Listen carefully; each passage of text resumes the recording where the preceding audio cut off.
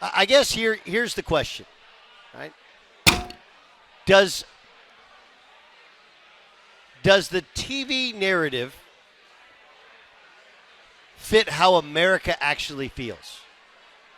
And are we that easy to be manipulated to listen to TV and make the assumptions made on TV, which, by the way, are not necessarily all in fact? Right?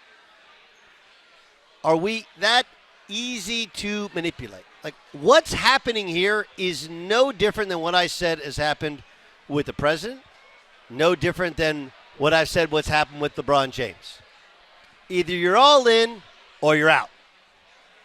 Right? Because what you're hearing from Louis Riddick, what you're hearing from Mel Kiper Jr., what you're hearing from Ryan Clark, what you're hearing from Joel Klatt is so based upon emotion and not based upon fact. It just really is. You know, it truly is. Because there hasn't been one of those guys who've come out and said, like, how could you? Louis Riddick went on Dan Patrick. He was on the ESPN broadcast last night. Louis, who he hasn't been a GM, but he has been in scouting in the National Football League. He projected that Shedeur Sanders could have a Tom Brady-like career or a Drew Brees-like career. Now, if we're honest with ourselves, Tom Brady was a 6th-round pick. Drew Brees was a 2nd-round pick. So we act like it's blasphemy a guy doesn't get picked in the first 32 picks. It is not. It doesn't mean you're not going to be in the NFL. It means you're not going to be a first-round draft pick in the NFL. And it's about 50-50 in terms of first-round draft pick quarterbacks. And, I mean, look, we're going to watch the San Francisco 49ers give Brock Purdy $60 million a year, and he was Mr. Irrelevant. But the lack of actual football talk or lack of reality. Like, who are these people saying that Shedeur Sanders is arrogant? Wait.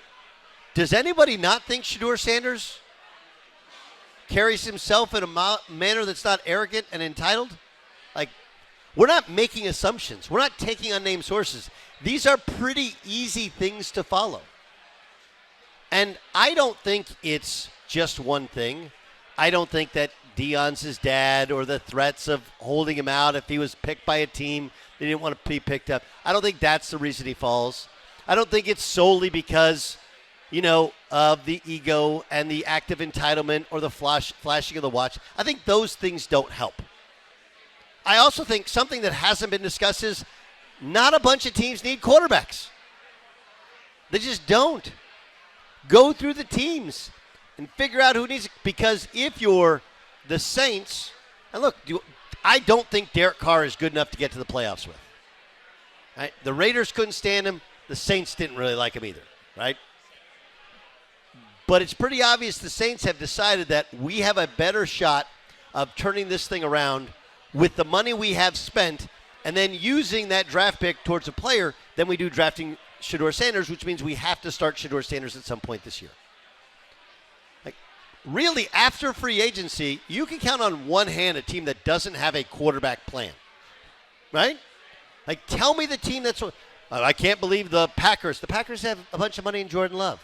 The Niners are going to put a bunch of money on Brock Purdy. The Rams have Matt Stafford. The Seahawks went and got Sam Darnold. Like, go through it. And, again, I don't like the Colts' plan at quarterback in Anthony Richardson, but they're trying to see a first-round draft pick through and see if he can turn it in year 3 after an injury-plagued year 1 or year 2. Hasn't been discussed. No one says, hey, there's not a ton of teams that currently need a quarterback. Okay. The next part to it is, has anyone discussed the fact that he doesn't throw the ball downfield? Right. It gets passed over when you lead through notes. There's some questions about his arm strength. Remember, they're playing in altitude in Boulder. Right? So your ball has more life. And I'm sure there's concerns about it. The other part is people make the assumption that he's an athletic quarterback. He's not.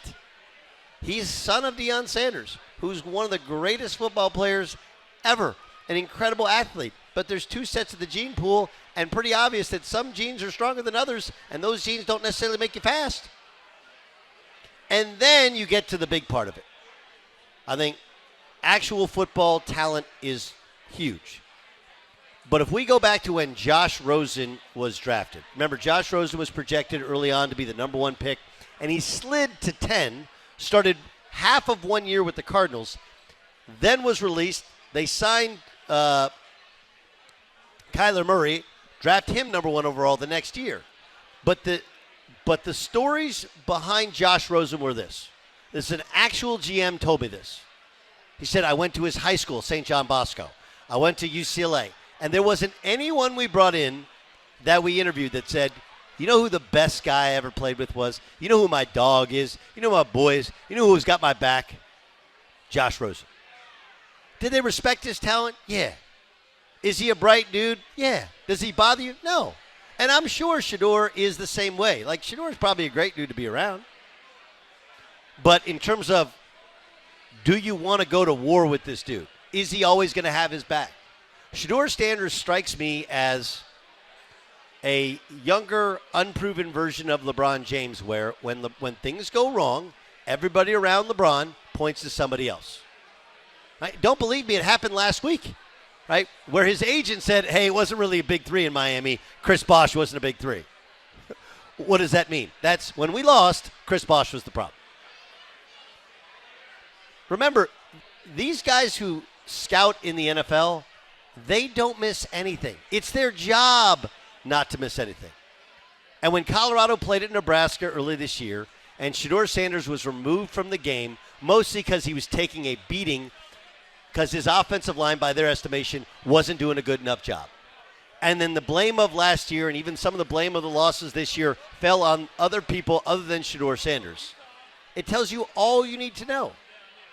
But again, like, guys, you're watching these broadcasts, and full disclosure, I watched the first pick. It was an unbelievable scene. And then I watched some of the other picks from the Legacy Hotel and the bar up on the 6th floor, and then I went home to watch the Packers pick. There's just a sea of humanity there, and I needed a little bit of a break, right? But the whole draft has been taken over by why didn't Shedeur Sanders get drafted? And these false reasons why. It's about his dad. It's about the color of his skin. It's about the NIL and the Lamborghini and the watch. Like, yeah, that plays a part. But the fact is that he's not viewed as that great a prospect. And it doesn't even matter how good a prospect you are if you're not a guy that people can get behind and lead. And nothing about his presentation up until last night. And even last night, you're like, how could you possibly think Shedeur Sanders could be viewed as arrogant and entitled? Then they flash to Shedeur Sanders' house, and he's got legendary or whatever it was everywhere. Like, he's not exactly doing his due diligence to eliminate that as an overall narrative of who he is. Beyer, do you think it's a crime against humanity that Shedeur Sanders was not drafted in the first round last night? No, not at all. And I think it's a long tail in the NFL of everything is included with everything. And, you know, we've talked about this with a variety of different players. When it comes down to it, I'm not trying to be vague in this whole thing, but it's just you are what you are. And if there are concerns, say there are motivational concerns, or they feel that he's too cocky or too arrogant or whatever the case is, if his play was to the level that it needed to be, that wouldn't matter. A team would take him. And if that plays a role in it, which I think that it does, the arrogance portion of it, it's because the level of his play, which is the point I think that you're getting to and have laid out, isn't there. And so now if anybody's sitting on the fence of Shedeur Sanders, I think that then they would probably lean to the side of, okay, we're just not going to have that around here. It's just not our thing. And I think everything matters through this thing. It's why you get asked the dumb questions through through this process of, what's your, what would, if you were an animal, what would you be? All of those things. Everything matters in all of this. And so I think with Shedeur Sanders, everything matters. And I feel that for some reason, when people look at him, they're not taking everything into account. Well, yes, I agree with you. All those little things become big things. Right? Little things become big things. And I understand that people say, because The reality of Deion Sanders is, if he's a crazy parent, like, get in line, they're all crazy parents. And they just are. You know? LeBron James, perfect example of it. You know, people question his son's validity in the NBA, and so, you know, he accosts Stephen A., you know, in the middle of a Laker game. He tweets at me for no reason at all, right? My high school coach became a great junior college coach, and he tells me all the time, like, hey, just remember when you talk to the parents, they're blinded by love. Right? Anyone who's ever been in love knows what it's like to be blinded by love. Imagine if that's your son. Right? Imagine if that's your son. So the fact that Deion truly believes his son is one of the 2 best players in America is not surprising to anybody who's ever coached youth sports ever before. It doesn't matter how talented the dad is or how little the dad knows or how much the dad knows. They love their kids, and they think of their kids on a greater level than anybody else. The difference is that Deion has a reality show. The difference is he's a head football coach. The difference is Deion is on TV all the time and whatever. And, you know, the idea of having a guy that you have to look over your shoulder whether or not he wants to coach with my team, whether he thinks he knows better, I think it all does matter. Is Deion the reason that he wasn't drafted the first round? No, but a little bit, right? Is the holding up the watch to celebrate the reason that he wasn't drafted? No, but a little bit. Look, the biggest thing is I think most people are like, he's not that good. He's just not. Yeah. And if there's one lesson that GMs have learned is don't reach for a need at quarterback, especially in the first round. If you do, you have to play that guy. And if you play that guy and he stinks, you are going to get fired. Period, stop.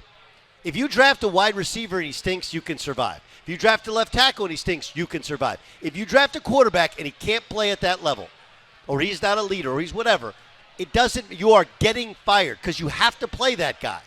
And if you don't play that guy, then he's got a ball cap in, he's sending in signals, and you're like, oh, right? I mean, look, it happened to Steve Keim. Right? Steve Keim drafts Josh Rosen, doesn't work, gets rid of Josh Rosen, drafts Kyler Murray. Kyler Murray's pretty good, right? They still fire him. Now, there's other stuff that goes into it, whatever, but still fire him. If you draft a quarterback in the first round that can't play, you're going to get fired. Period, stop. So you better know for sure. And if you think that leadership, and if you think that arrogance works, if you think that you can have that, I give you Jay Cutler. Jay Cutler is the perfect example. He was hated by his Bears teammates. Hated. They put him in a different locker room than his teammates. Jay Cutler had all the talent in the world. He's super bright. He had a great arm. And yet he couldn't stay as a starting quarterback long in the NFL, and he could never be a backup because people didn't like him. And just like life is a popularity contest, so is the NFL. Right? You got to be a guy that everybody likes. It actually is no different than being a head coach. We talked about this with Eric Bieniemy. When you start to be polarizing in a position where you got to be like not only like loved by everybody, it's not going to work. It's not going to work unless you're so talented. Even then, it doesn't work. It really doesn't. And I would love to say Shedeur is going to be humbled by not being drafted, but when you have all these people on TV acting like these 32 teams are all idiots for not drafting him, that doesn't humble people.